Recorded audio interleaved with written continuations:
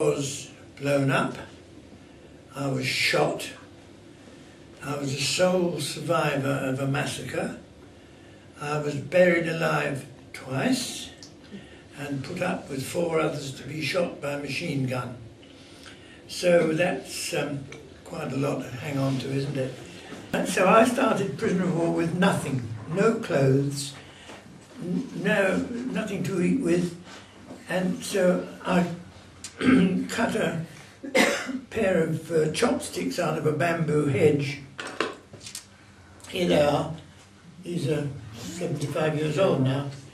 And of course in those days I didn't know how to use chopsticks, so I actually made a point on that one. I thought, if I can't pick it up that way, I'll pick it up this way. Not that you could with rice, but I've had these for 75 years. I use them every day. Saves the washing up, yes, easy. And I had no clothes at all, because my clothes had been cut off me. I wasn't the only one wandering around naked, a lot of people were. But it wasn't until about a year later I got issued with something to wear, and that was the Japanese loincloth. That's the actual one that I wore for 3.5 years. There's a picture of it there with me wearing it, and the reason it's there is because you can see in that picture that at one time I did have a body, not the one I've got now. But that's the actual clothing, that's my actual feeding thing, and I've had those now for 70 years on. Well, now, I was on the bridges, the bridge over the River Kwai. There is no such place as the River Kwai. Kwai means river. The place was Kwai Koinoi, but we have the same here. Avon means river, so the River Avon is the river. And I was on those bridges. I was on the one that the book is written about. By the way, it's not bamboo, it's solid concrete with steel arches and things, and you can still use it today. So the book is just fiction in every sense. Good film, but nothing could have happened like that. And I was on a job at a place called Wampo, where we built a viaduct. And this is the time when they started the Speedo period. We had been given 6 months to build this viaduct, which is nearly a mile long. And in the end, they said it's got to be done in 6 weeks. So we were working all day, 18 hours a day, with 60 grams of rice, and that was it, so we were dying like flies. And when we'd assembled this bridge, it was all jointed, and we had sort of iron dog bits and things like that. But in every joint we put a little box of termites, hoping they'd eat the bridge when we'd gone. But I found out lately they don't like teak, so they didn't last long. But when it was up, and it was 100 feet up the side of a mountain, we had to blow the mountain away with dynamite. It was the only job I was ever on where we had to have elephants to help us, because teak is so heavy. And there again, the Japanese decided that what an elephant could do, 5 of us could do. Impossible, and especially as we were emaciated by that time. But of course, I by now had got terrible vertigo through being blown up, which to this day gets worse every day. And when we got this up, we had to climb up there 100 feet and creosote it. And they gave us a big sort of 5-gallon oil thing full of creosote, and you had to carry that up there. You had a bamboo pole with a sack on the end of it, and you had to dip it in and do that. And if you got a spot of it on you, immediately you got a blister, because it was 110 degrees in the sun. We worked right through the midday sun. And this Jap guard told me to get up and do this, and I told him I couldn't, all in sign language. And he said, you know, get up there. And I said, I can't. And I went like this. So he went off to get a bamboo pole to beat me up with. So I started climbing.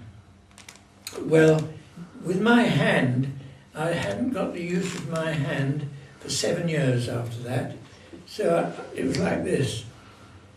I couldn't carry anything with it, so I had to carry stuff on my elbow like that. And 5-gallon drum of creosote is very heavy. And climbing with vertigo, out of the question. But anyway, when he came back with his bamboo pole, I started climbing, as you would. And where I was shot through the back of the knee. And so I can't lift my foot off the ground. In fact, the shoe that I'm wearing, you'll see there's a ring on it for lifting it off the ground. So that won't come off the ground without help. So I had a rope tied round there, which I used to use for walking, lifting up. And there again, I had no sense of pain in that leg. And the knot from the rope wore its way through my foot, right through. I could put my hand underneath the leaders in there.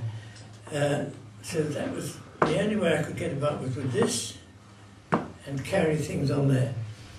And I started climbing, and I had the most terrible, the whole world was spinning round, and you get nauseous with it as well. But I managed to get up there. It took me 35 minutes. And when I got up there, I just hung on to it and shut my eyes. On that day, I found a hat, which I put on, a banana leaf hat. And there I was, up there with this creosote, and him down there shouting at me, and I was going like this. If God Almighty had told me to get on with it, I couldn't. If I moved, I was going to fall off that 100 feet. And he came up after me as fast as he could, 35 seconds, I think. And when he got to me, he threw the 5 gallons of creosote over me.